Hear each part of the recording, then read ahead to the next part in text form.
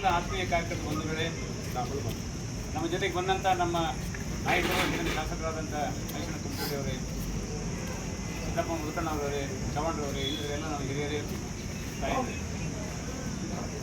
18ನೇ ತಾರೀಕು V ಕೋಮರೆಡ್ಡಿ college engineering college, ಹುಬ್ಬಳ್ಳಿಯ ಒಂದು ಪ್ರತಿಷ್ಠಿತ ಇಂಜಿನಿಯರಿಂಗ್ ಕಾಲೇಜಿನಲ್ಲಿ ನೇಹಾ ಹಿರೇಮಠ ಅನ್ನುವಂಥ ವಿದ್ಯಾರ್ಥಿನಿಯನ್ನು ಫಯಾಜ್ ಅನ್ನುವಂಥ ಒಬ್ಬ ಅವನು ಬೇವರ್ಸ್ ಯುವಕ, ಅವನಿಗೆ ಕಾಲೇಜಿಗೆ ಏನು ಸಂಬಂಧನೇ ಇಲ್ಲ. ಅವನು ಬಂದು ಅವಳಿಗೆ ಕುತ್ತಿಗೆಗೆ ಮೊದಲು ಸೀಳಿ 9 ಬಾರಿ ಚೂರಿಯಿಂದ ಅವಳನ್ನು ಮರ್ಡರ್ ಮಾಡಿದ್ದಾನೆ. ಅವನ ಹಿಂದೆ ಇನ್ನೂ 4 ಜನ ಇದ್ದಾರೆ.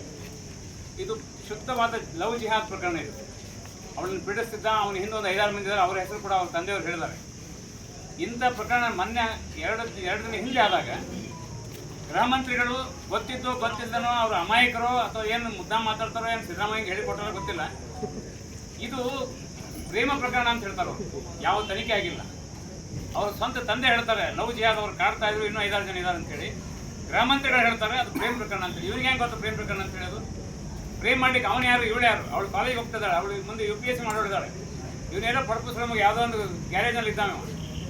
ಇವ ಬಂದು ಮರ್ಡರ್ ಮಾಡ್ತಾನೆ, ಅವನ ಹಿಂದೆ 4 ಜನ ಇದ್ದಾರೆ ಅಂತಂದರೆ ಈ ರಾಜ್ಯದಲ್ಲಿ ಕಾನೂನು ಸುವ್ಯವಸ್ಥೆ ಕುಸಿದು ಹೋಗಿದೆ. ಇದೊಂದು ಹಿಂದೂ ವಿರೋಧಿ ಸರ್ಕಾರ. ಮುಸಲ್ಮಾನರು ಎತ್ತಿ ಕಟ್ಟಿ ಅವರು ಮರ್ಡರ್ ಮಾಡಿದ್ರು ಕೂಡ ಬಾಯಿ ಮುಚ್ಕೊಂಡು ಕೊಡುವಂಥ CM ಮತ್ತು ಡೆಪ್ಟಿ CM ಹೇಳ್ತಾನೆ ಇಂಥ ಅನೇಕ ಪ್ರಕರಣ ನಡೆದು ಹೋಗ್ಯಾವ ಅಂತ ಹೇಳ್ತಾನೆ. ಅವಂತೂ ಗುಂಡಾ ರಾಜ್ಯ ಇದ್ದಂಗೆ, ಅವನಿಗಂತೂ ಬುದ್ಧಿನೇ ಇಲ್ಲ ಶಿವಕುಮಾರ್ನಿಗೆ. ಇನ್ನು CM ಬಾಯಿ ಬಿಟ್ಟಿಲ್ಲ. ಆದರೆ ನಮಗೇನು ಅನಿಸ್ತದೆ ಅಂತಂದರೆ ಕಳೆದ 1 ವರ್ಷಗಳ ಅವಧಿ, 1 ವರ್ಷದ ಇನ್ನೂ ಪೂರ್ತಿ ಆಗಿಲ್ಲ, 1 ವರ್ಷದ ಅವಧಿಯಲ್ಲಿ ಇಡೀ ರಾಜ್ಯದಲ್ಲಿ ಗೂಂಡಾಗಿರಿ ಮಿತಿಮೀರಿ ಹೋಗಿದೆ. ಹಿಂದೂ ಹೆಣ್ಮಕ್ಳು ಮತ್ತು ಹಿಂದೂ ಮಂದಿ ಮೇಲೆ ಅತ್ಯಾಚಾರ ಆಗ್ತಾ ಇದೆ.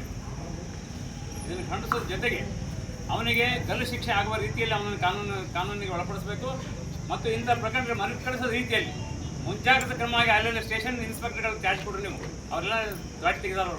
ನೀವು ಸುಮ್ಮನೆ ಎಲ್ಲ ಪ್ರಕರಣ ಆದ ನಂತರ ಅದನ್ನು ತನಿಖೆ ಮಾಡ್ತೀವಿ, ಅವ್ರು ಜೈಲಿಗೆ ಕೊಡ್ತೀವಿ, ಅವ್ರಿಗೆ ಕೇಸ್ ಹಾಕ್ತೀವಿ ಅಂದ್ರೆ ನಾಳೆ ಬೇರೆ ಮೇಲೆ ಹೊರಗೆ ಕೊಡ್ತಾನೆ. ಏನು ಮಾಡ್ತೀರ ಅವಾಗ? ಯಾವುದು ಸಾಕ್ಷಿ ಸಿಗಬೇಕಲ್ಲ ಅವನಿಗೆ? ಕಾಲೇಜ್ ಕ್ಯಾಂಪಸ್ ಸಾಕ್ಷಿ ಹೇಳೋರು ಯಾರು? ಬರೀ CCTV ಫೋಟೋದ ಮೇಲೆ ಸಾಕ್ಷಿ ಆಗೋದಿಲ್ಲ. ಆದ್ದರಿಂದ ಈ ಪ್ರಕರಣ ಅತ್ಯಂತ ಗಂಭೀರ ಇದೆ. ಇದು ಬರೀ ಕೇವಲ ಒಂದು ಮರ್ಡರ್ ಅಂತ ತಿಳ್ಕೊಬೇಡಿದ್ರು, ಇದನ್ನು ವ್ಯವಸ್ಥಿತವಾಗಿ ಇದು ಮಾಡಿದಂಥ ಪ್ರಕರಣ ಇದು. ಆದ್ದರಿಂದ ಈ ಘಟನೆ ತುಂಬ ಜೋರಾಗಿ ಖಂಡಿಸಿ ಈ ಪ್ರಕರಣಕ್ಕೆ ತಾರ್ಕಿಕ ಅಂತ್ಯ ಕಾಣಬೇಕಂತ ಸರ್ಕಾರಕ್ಕೆ ವಿನಂತಿ ಮಾಡ್ತಾ ರಾಜ್ಯಪಾಲರಿಗೆ ಸಮರ್ಪಣೆ ಮಾಡ್ತೇವೆ. ಈಗ ಮಹೇಶಣ್ಣ ಮಾತಾಡ್ತಾರೆ, ಅದರ ನಂತರ ನಾವು ಇದು ಸಮರ್ಪಣೆ ಮಾಡ್ತೀವಿ.